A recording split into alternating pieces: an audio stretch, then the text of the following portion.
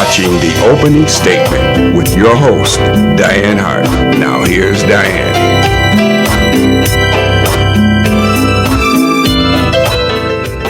Good evening. Welcome to Where Are They Now? I am your host, Dianne Hart. My special guest this evening is Mr. Chuck Strong. Good evening, Mr. Strong, and how are you today? How are you? I'm doing great. Thank you for joining me. I'm happy to be here. I'm happy to have you. We're going to get started. Where are you and what are you doing? So tell me a little bit about where are you from? I'm from Selma, Alabama, a little place about this big. And if you blinked a couple of times, you missed it.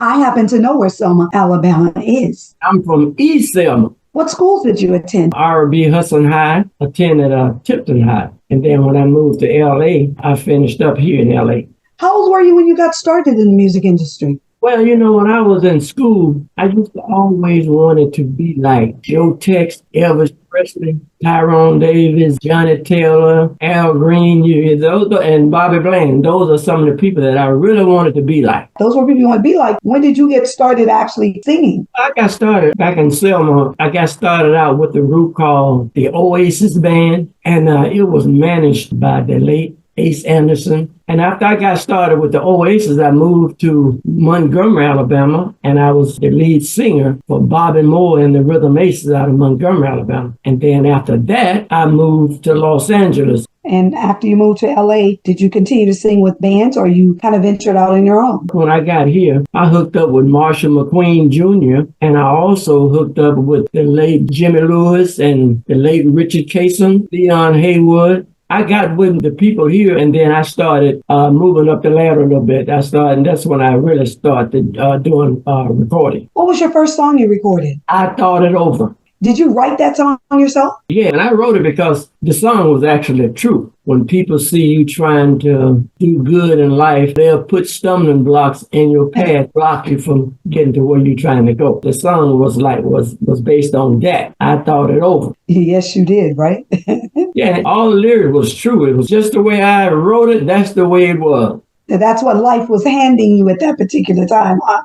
Yes. So let me ask you, did you write all of your music? No, I wrote some of it, but most I co-wrote with other artists. Jimmy Lewis, Rich Casson, Marshall McQueen Jr., Hence Powell. I did a lot of writing with different people. So in the writing with other people, what did you do? Did you interject what was really happening in your own life at the time? Is that how you wrote most of your lyrics? Some of it was some of the things that was happening in my life. Other was I'm looking at other people, what was going in their life. Right. So let's kind of talk a little bit about, you wrote a lot of music and you wrote in concert with some other people. Tell me a little bit about who you were writing with, in collaboration with. I wrote with Marshall McQueen Jr., Winston Williams, Richard Casson, Jimmy Lewis, Hence Powell. Most of my writings I co-wrote. A few I did on my own. I understand that there's been over 7 million views on a couple of your songs. I've actually gone out and researched you. So I do know a little bit about you. I'm trying to dig in the currents, but I want to kind of go backwards.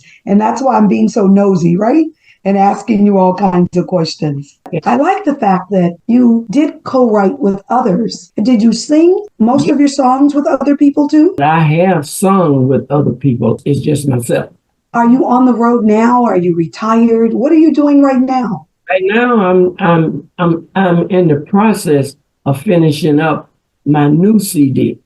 I'm doing it right now, so I think I got about 1 or 2 more songs I got to finish. And I'm going to come with the whole entire CD because right now I just have the single out and it's a remix. Well, what we're going to do is we're going to take a break and then we'll come right back and we will continue with our interview. We're going to listen to Cash Money. We'll come right back.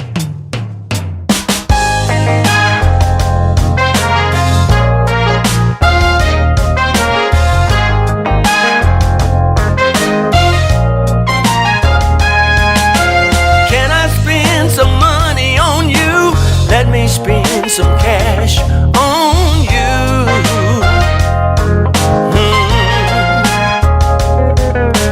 Can I spend some money on you? Let me spend some cash on you. Yeah. Let me take you shopping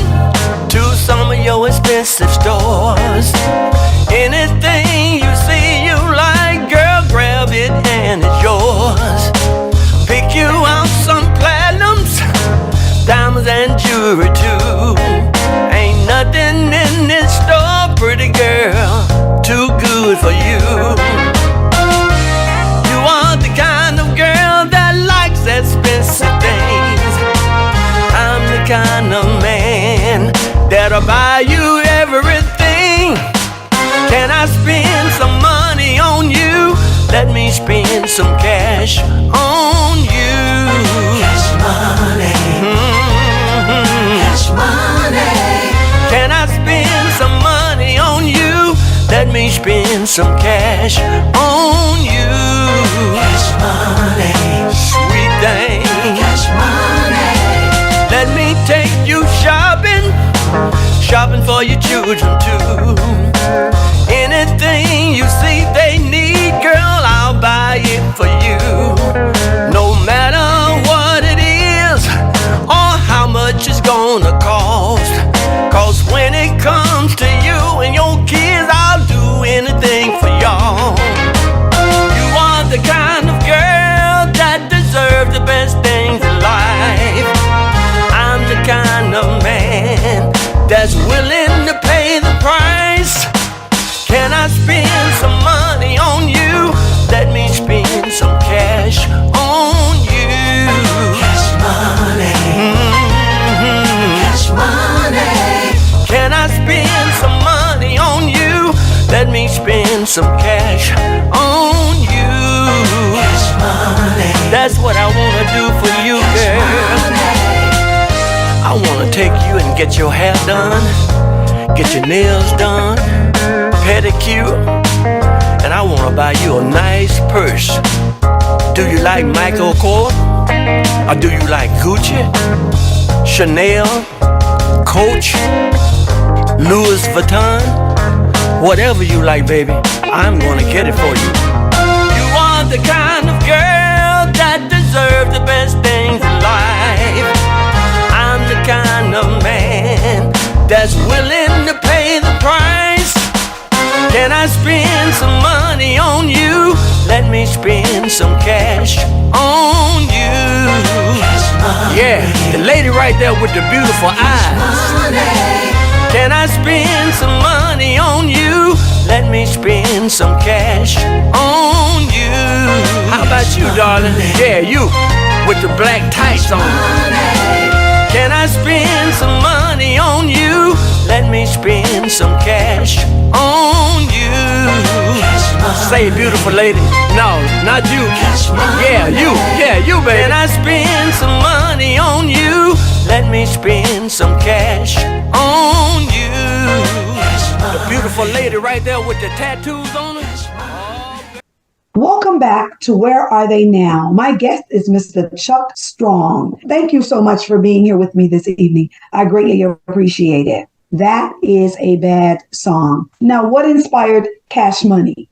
I was in Selma, Alabama, visiting. I was out at Wendy's restaurant with my cousin. My cousin, he's single, and he was just talking to this young lady inside the restaurant. He said, hey, I really like you. And he said, I want to come back out to see you. She said, well, you can come back, but when you come, bring me something. And he said, well, what do you want me to bring you? The lady told him direct. She said, bring me some cash money.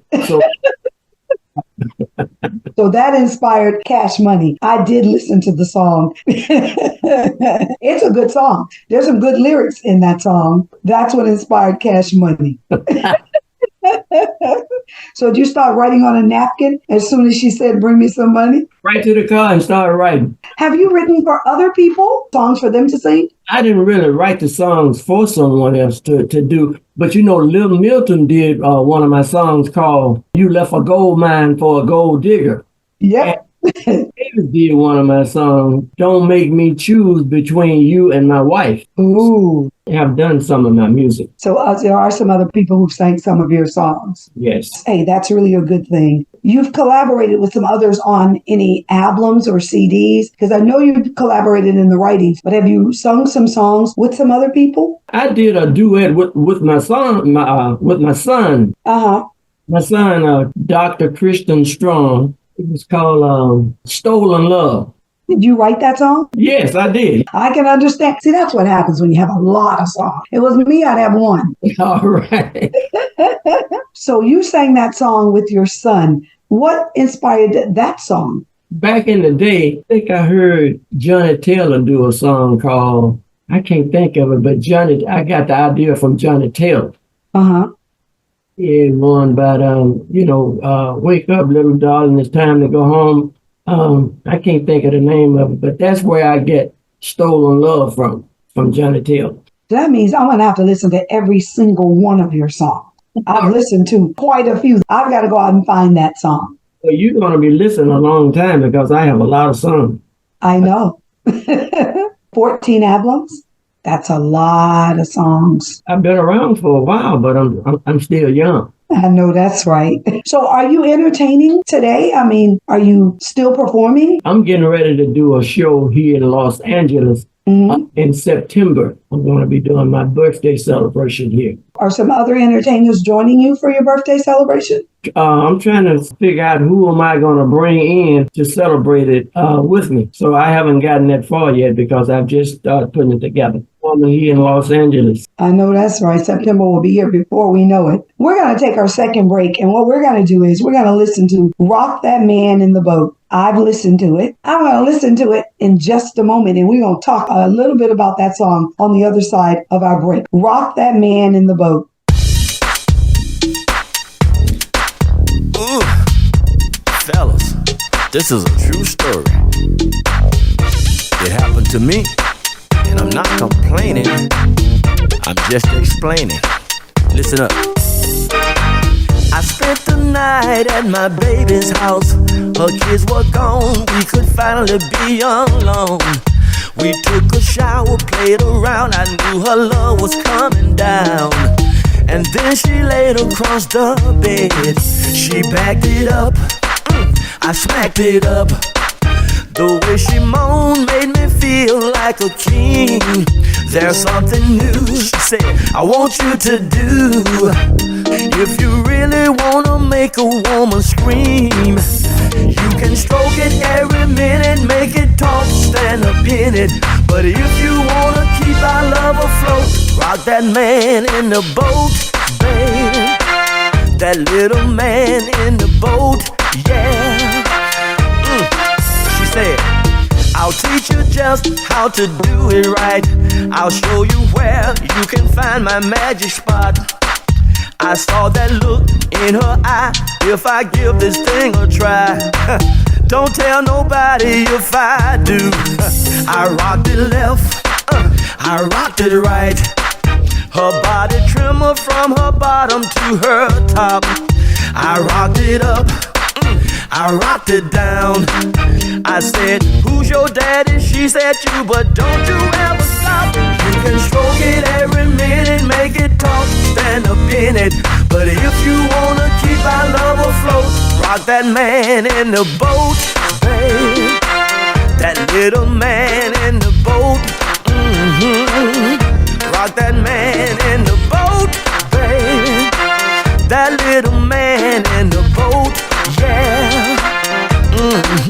I rocked it up, I rocked it down, I rocked it in, ooh, and all around. Rock the man in the boat, yeah. That little man in the boat, baby. Fellas, I've been working too hard. I've been sweating and grinding, getting my hips all out of place. All I had to do was take my time. Stroke it every minute, make it talk, stand up in it. But if you wanna keep her love afloat, rock that man in the boat, baby. That little man in the boat, rock that man in the boat, fellas. That little man in the boat, Ooh, she backed it up, her body trembled. Ooh, I smacked it up. She started to moan. I rocked it in and out and up and down. Now who's your daddy?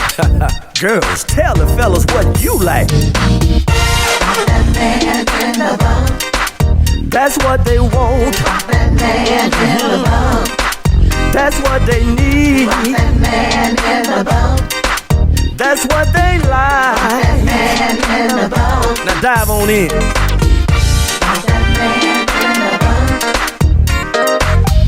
Rock that man in the boat. That's what they need. Rock that man in the boat. That's what they like. Rock that man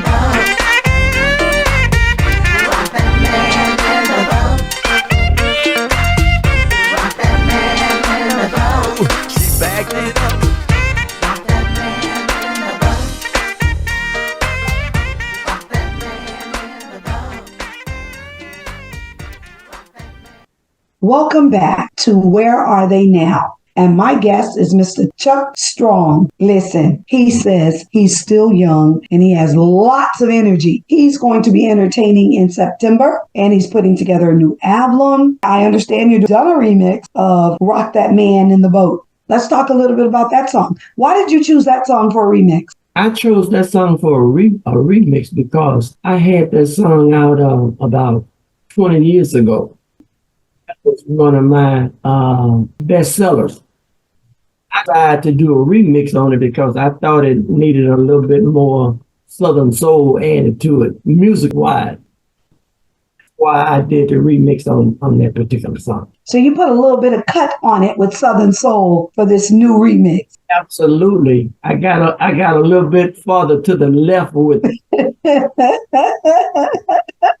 Yeah. Absolutely. Look, it is a bad jam. I did listen to it. And it is a bad jam. I didn't see the remix when I was looking for it. So it has not been released yet? Or did it just get released? I thought it said 2024. It's just been released about 3 weeks now. Okay. Social media sites, YouTube, TikTok, whatever, but it's out there. So let me ask you this. You have family, a wife and children? Absolutely. I have a beautiful wife and I have 2 sons and 2 daughters. Did you go on the road a lot when you were singing? Absolutely. I've been on the road a lot. I mean, a few years ago, I was out pretty much every other week on shows with the Whisperers, Tyrone Day, Bobby Bland, Johnny Taylor, Marvin Cease, you name it. I've been on shows with pretty much everybody. That's wonderful.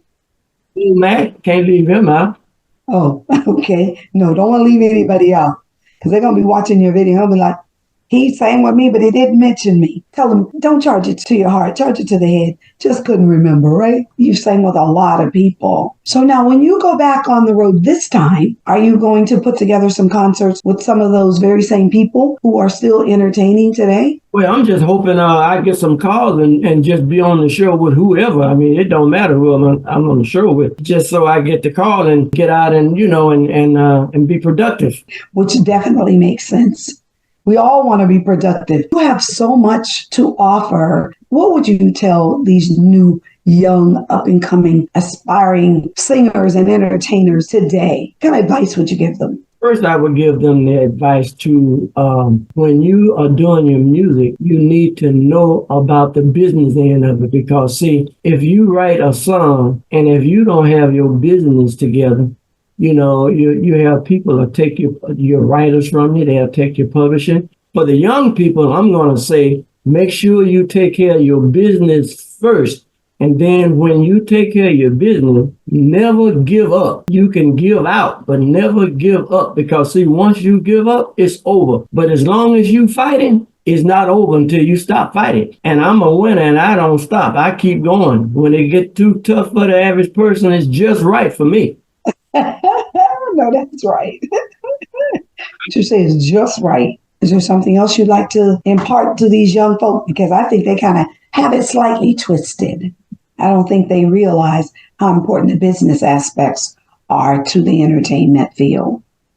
Another thing that I'm going to say to the young people, how much music that you want to do or how you inspired about it. The key to the life is education. I'm going to say to the young people, the first thing you do, you make sure you get a good education and or a trade or something, because the way life is now, the way the world is now, if you don't have an education or some type of trade or something, you're going to be lost, because that's just the way it is. You got to have an education. So that's absolutely necessary to get an education. And we need them to understand that. So many drop out of school, think that, oh, I'm entertaining now. I really don't need to finish school. I don't need a degree. I don't even need my diploma because, hey, there's many people out there who didn't get it. Your advice to these young people is stay in school, get a good education. See, the young people, you don't want to go to the jail and be incarcerated because you don't want to get a felony on your record. I see a lot of kids don't understand that once you be incarcerated and get a felony on your record, that stays with you you can't get a proper job or anything. So make sure you do not go to jail under no circumstances. Stay away from jail. I know that's right. Absolutely, young people. I don't know if I asked you what inspired Rock the Man in the Boat. I can't remember that I asked you that. You didn't, but let me tell you, I didn't have anything to do with writing it. Richard Case, Richard, and he gave it to me and I sung it. I don't have anything to do with writing it or anything. I'm just the artist. So there you go. You heard it. He doesn't want to own it, but he owned it because he sang it. He's like, I didn't write it, but I did sing it. I can't understand why you don't want to own it. I appreciate you being totally honest about it. You like, I'm being completely honest. That's anything to do with that song. I'm just the artist. well, the song is a good song, even though you won't own it, and it's okay. You sang it though, and you did a superb job on it. So what can I say? I did listen to it, and I was like, oh, okay. He said, nope, I didn't write it. But you've written so many songs. So nobody would have known you didn't write the song if we were not talking about it tonight. People probably thought you wrote that song. I want everybody to know Richard Kaysen wrote that song. I want them. Well, I can tell you this, Richard should be happy that you sang the song because it is a good song. And I understand that that song was a top seller too. Absolutely, yes. I read that it was a top seller. So Richard was on to something. So Richard, thank you for the song. I really enjoyed our conversation. Is there anything else you want to tell me or talk about before we go off? Tell you, I really appreciate being on your show. And I want to thank you for having me. Oh, I'm happy to have you. Where Are They Now is shown every Thursday night at 7:30 right here on Detroit Hot TV. And you'll get an opportunity to hear from Mr. Chuck Strong.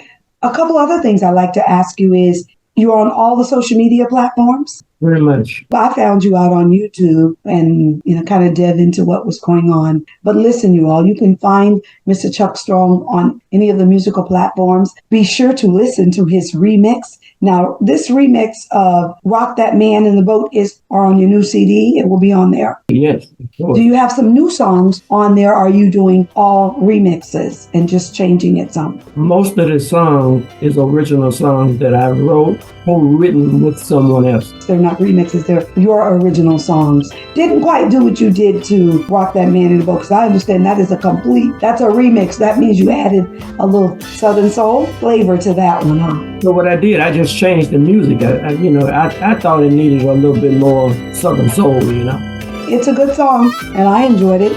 So I want to say again, thank you very much for joining me. It's been my pure pleasure tonight to have you with us on Where Are They Now, the opening statement. I do have a show down in Tampa, Florida, and it's called The Opening Statement. I will tell you when I'm going to be airing your interview in Tampa Bay. You'll hear from me, and I'll let you know when I'm going to air your show on my station, which is The Opening Statement on Roku. I look forward to meeting you someday. Hopefully I can get to California, or maybe you'll come into Florida or Detroit or some of these other cities where I will get an opportunity to meet you. So again, thank you very much.